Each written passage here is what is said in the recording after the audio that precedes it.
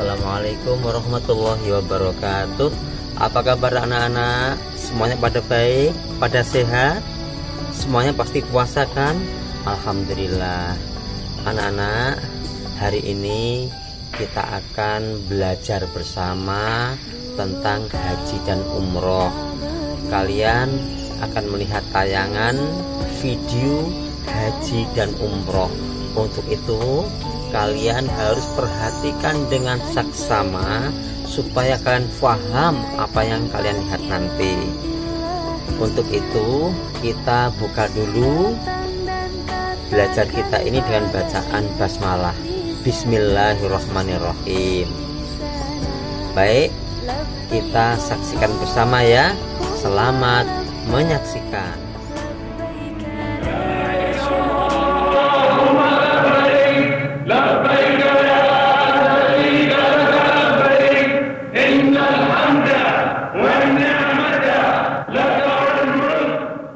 Ibadah haji sebagai rukun Islam kelima wajib dilakukan bagi mereka yang punya kemampuan, baik fisik maupun harta atau biaya untuk perjalanannya. Haji itu sendiri terbagi 3 macam, yaitu haji tamatu, haji qiron, dan haji ifrad. Untuk kebanyakan jamaah haji dari Indonesia adalah tamatu, yaitu umroh dan hajinya terpisah sehingga membayar dam tamatu. Untuk jamaah haji yang datang langsung menuju Mekah, maka akan langsung melakukan umroh dengan niat umroh di mikot Yalamlam di atas pesawat. Kemudian lepas ihram, ganti dengan pakaian biasa dan menunggu sampai dengan tanggal 8 Zulhijjah untuk kembali berihram dan berniat haji.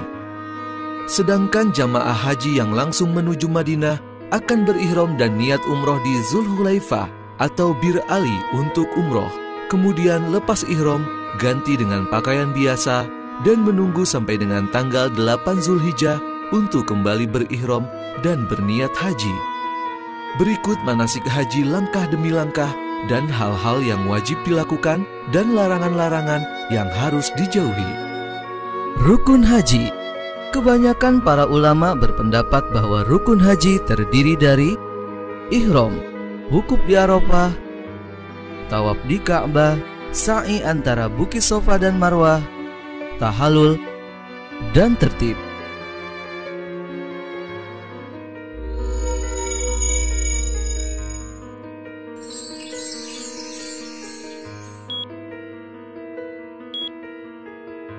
Tanggal 8 Zulhijjah, pagi hari di pemondokan ihram.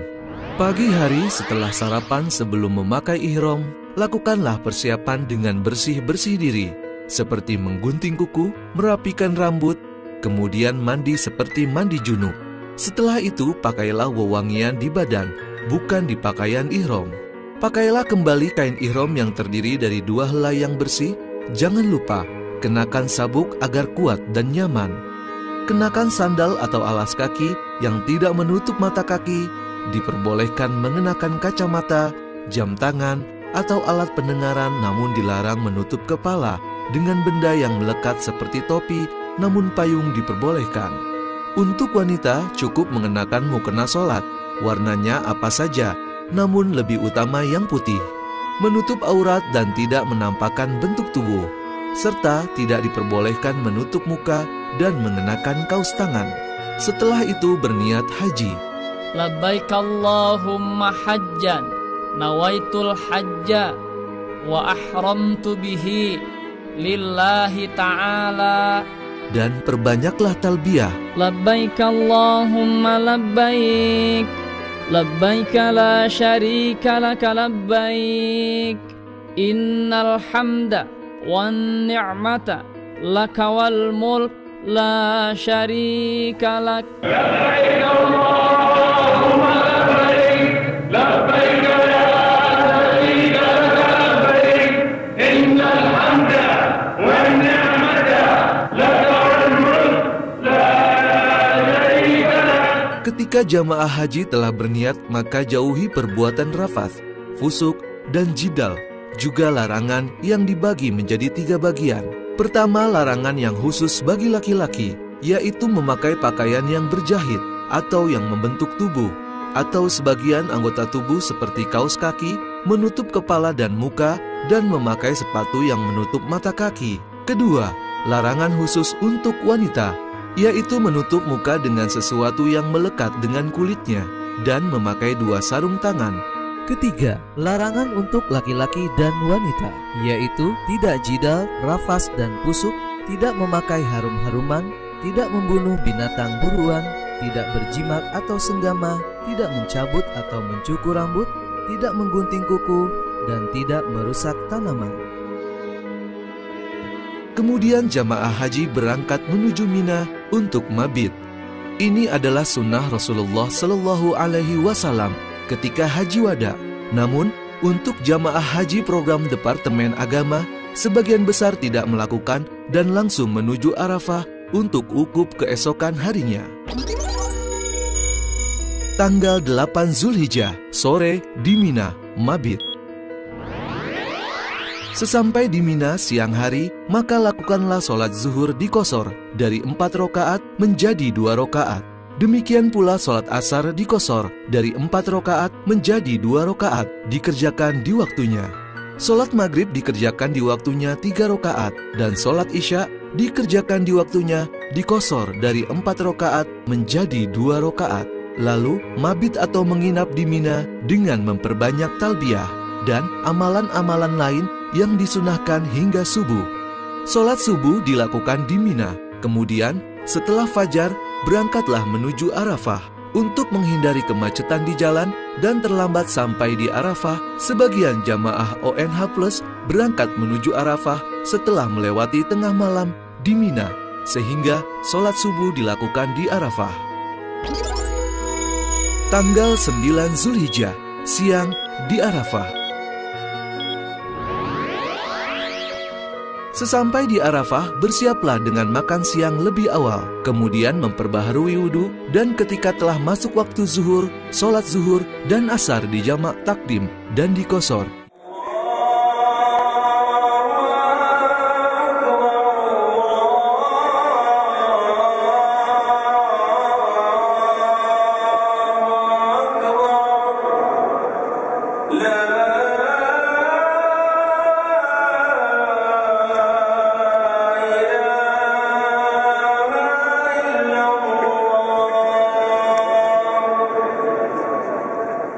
Sholat zuhur dikerjakan 2 rakaat, kemudian qomat, dilanjutkan sholat asar 2 rakaat.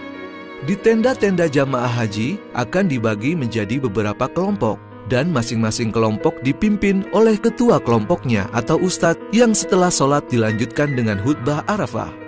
Setelah itu berdiamlah atau wukuf.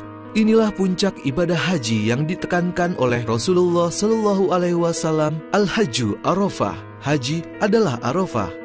Wukuf juga salah satu rukun haji. Barang siapa berhaji namun tidak wukuf di Arafah yang waktunya mulai dari zuhur hingga terbenam matahari, maka hajinya tidak syah. Termasuk jamaah haji yang menderita sakit akan dibawa dengan ambulans menuju Arafah untuk wukuf walaupun hanya sesaat. Allah Subhanahu wa Ta'ala membanggakan kepada para malaikat di hari Arafah yang turun ke langit dunia bagaimana tunduk dan patuhnya umat manusia bersimpuh dengan pakaian lusuh memohon ampunan dosa kepada Allah Subhanahu wa Ta'ala. Dan Allah telah berjanji di hari ini, barang siapa yang memohon ampun maka akan diampuni, dan barang siapa yang berdoa maka doanya akan dikabulkan. Subhanallah.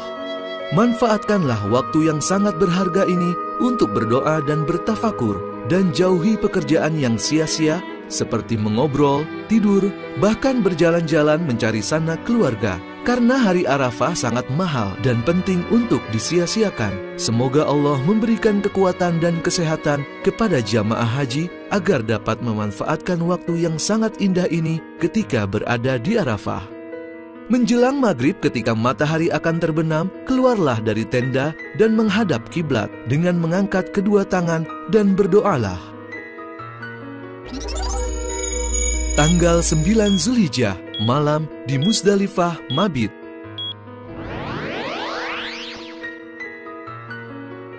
Ba'da maghrib, jamaah haji melanjutkan perjalanan menuju Muzdalifah, dan sesampai di sana, lakukan sholat maghrib dan isya jamak takhir. Dan di qashar, yaitu sholat maghrib 3 rakaat dan sholat isya 2 rakaat, dikerjakan waktu isya. Usahakan untuk sholat di Masjid Masy'aril Haram. Yang dikerjakan di Muzdalifah adalah mabit atau bermalam dan beristirahat. Dan sebagian ada pula yang mencari batu kerikil yang akan digunakan melempar jumroh keesokan harinya. Kemudian sholat subuh juga dilakukan di Muzdalifah. Setelah sholat berdoa dan perbanyak zikir. Kemudian perjalanan dilanjutkan menuju Mina. Tanggal 10 Zulhijjah, siang di Mina melempar jumroh Aqobah. Sesampai di Mina, istirahatlah sejenak. Kemudian sarapan sambil melihat situasi areal jumroh. Tanggal 10 Zulhijjah yang dilempar hanya 1 jumroh, yaitu jumroh Aqobah. Jika memungkinkan, melontarlah sebelum zuhur bagi yang memiliki fisik sehat. Namun, bagi jamaah haji yang sudah berumur dan keadaan kurang sehat, dapat melempar ba'da zuhur, karena waktu melempar adalah sampai tengah malam. Perbanyak bacaan takbir karena hari ini adalah Idul Adha. Melemparlah dengan tangan kanan dengan gaya melempar dengan mengucapkan Bismillahi Allahu Akbar setiap melempar. Dan pergunakan kerikil seujung jari sebanyak 7 buah. Usahakan membawa lebih sebagai cadangan agar ketika melempar dan batu terpental keluar lubang dapat digantikan dengan batu cadangan. Melempar jumroh adalah wajib haji. Ketika jamaah haji dengan alasan sakit atau uzur dapat diwakilkan oleh kerabatnya dengan mengerjakan bagi dirinya sendiri terlebih dahulu, baru kemudian melempar untuk orang yang diwakilinya. Hari ini ditandai juga dengan pemotongan hewan hadyu, yaitu dalam haji tamatu, dan hewan kurban atau pada hari setelahnya di hari-hari tasyrik 11, 12, dan 13 Zulhijjah. Setelah itu, akhiri dengan tahallul yang ditandai dengan menggunting rambut. Ganti ihram dengan pakaian biasa sehingga larangan ihram sudah tidak berlaku kecuali jima dengan istri. Setelah melempar jumroh Aqobah, berangkatlah menuju Masjidil Haram untuk tawaf ifadah. Tanggal 10 Zulhijjah, sore di Masjidil Haram tawaf ifadah. Tawaf ifadah termasuk salah satu rukun haji. Jika tidak dilakukan, maka hajinya tidak syah dan tidak dapat digantikan dengan dam atau diwakilkan. Tawaflah seperti ketika pertama kali umroh, dengan dimulai dari rukun Hajar Aswad, mengelilingi Ka'bah 7 putaran sempurna, yang dilanjutkan dengan sholat sunnah 2 rakaat di belakang makom Ibrahim, kemudian minum air zam-zam. Kondisi areal tawaf biasanya akan sangat padat. Untuk jamaah haji yang sudah berumur dan kondisi kurang sehat, dapat melakukannya di lantai 2 atau lantai 3 Masjidil Haram. Walaupun lintasannya akan lebih jauh, namun dapat mengurangi kepadatan. Juga tidak dianjurkan mencium Hajar Aswad. Setelah tawaf, berjalanlah menuju Bukit Sofa untuk melakukan sa'i 7 putaran bolak-balik dari Bukit Sofa menuju Bukit Marwah sebanyak 7 kali yang berakhir di Bukit Marwah. Sa'i juga merupakan salah satu rukun haji yang harus dilakukan. Setelah itu, akhiri dengan tahallul yang ditandai dengan menggunting rambut. Ganti ihram dengan pakaian biasa sehingga larangan ihram sudah tidak berlaku. Kemudian berangkat menuju Mina untuk mabit. Pada tanggal 10 Zulhijjah, setelah melakukan mabit di Muzdalifah melewati tengah malam, ada beberapa pilihan kegiatan ibadah yang dapat dilakukan oleh jamaah haji. Pilihan pertama, berangkat menuju Masjidil Haram untuk melakukan tawaf ifadah, yaitu tawaf, sa'i, dan tahallul awal. Ganti ihram dengan pakaian biasa, kemudian berangkat menuju Mina untuk melontar jumroh Aqobah dan tahallul tsani. Pilihan kedua, langsung menuju Mina untuk melontar jumroh Aqobah, tahallul awal, ganti ihram dengan pakaian biasa, kemudian berangkat menuju Masjidil Haram untuk tawaf ifadah dan tahallul tsani. Kembali ke Mina untuk mabit. Pilihan ketiga, berangkat menuju Mina untuk melontar jumroh Aqobah, kemudian tahalul awal, lepas ihram, dilanjutkan mabit dan melontar 3 jumroh tanggal 11 sampai dengan tanggal 12 atau 13 Zulhijjah. Baru kemudian menuju Masjidil Haram untuk tawaf ifadah dan tahalul tsani.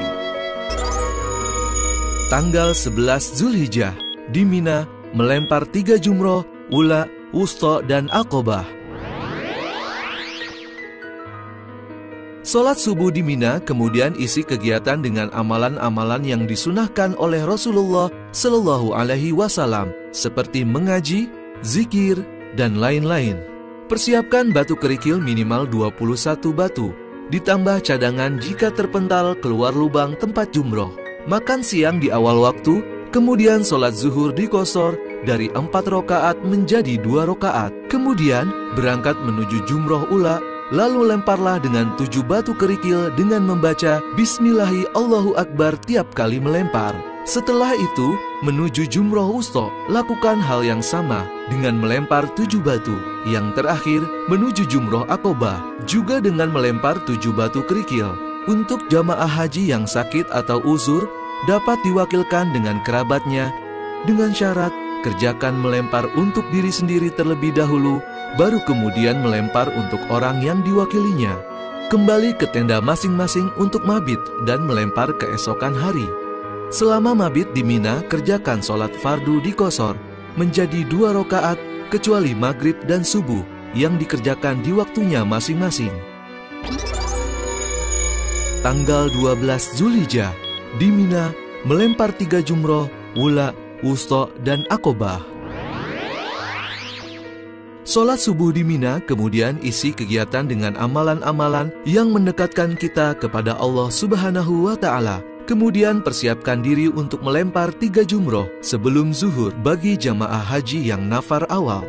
Berangkatlah menuju jumroh ula terlebih dahulu, kemudian jumroh wusta, dan terakhir jumroh aqobah, masing-masing dengan lemparan 7 batu kerikil. Kemudian kembali ke tenda untuk sholat zuhur dikosor menjadi 2 rakaat. Setelah itu berangkat keluar dari Mina sebelum maghrib menuju Masjidil Haram untuk tawaf wada, yaitu tawaf saja tanpa sa'i atau tawaf perpisahan. Tawaf wada hukumnya wajib bagi yang akan meninggalkan Mekah pada hari yang sama. Namun, jika akan mukim di Mekah, maka tawaf wada dilakukan pada hari akan meninggalkan kota Mekah. Bagi jamaah haji yang nafar tsani, melempar 3 jumroh dapat dilakukan ba'da zuhur, kemudian kembali ke tenda di Mina untuk kembali mabit. Tanggal 13 Zulhijjah di Mina melempar 3 jumroh, wula, wusta, dan aqobah.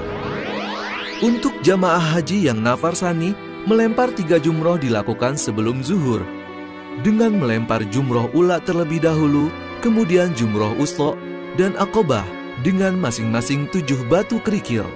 Kemudian kembali ke tenda untuk sholat zuhur dikosor menjadi 2 rakaat. Kemudian berangkat menuju Mekah untuk tawaf wada bagi yang akan langsung meninggalkan kota Mekah, atau bagi yang mukim dilakukan pada hari ketika akan meninggalkan kota Mekah. Alhamdulillah, sempurnalah prosesi ibadah haji yang dilakukan. Saudaraku jamaah haji dan umroh yang dimuliakan Allah Subhanahu wa Ta'ala, demikian manasik haji dan umroh langkah demi langkah. Mudah-mudahan bermanfaat dan Allah jadikan umroh yang makbul dan haji yang mabrur. Amin ya rabbal alamin.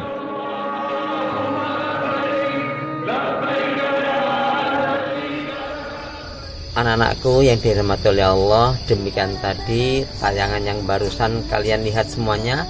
Semoga kalian semuanya bisa paham tentang haji dan umroh, sehingga kalian bisa mengambil hikmah dan manfaat dari pelajaran tersebut. Dan tentunya kalian harus bisa mengerjakan tugas-tugas yang disampaikan oleh Ustadz Nurdin nanti. Terima kasih. Sampai jumpa di lain waktu. Assalamualaikum warahmatullahi wabarakatuh.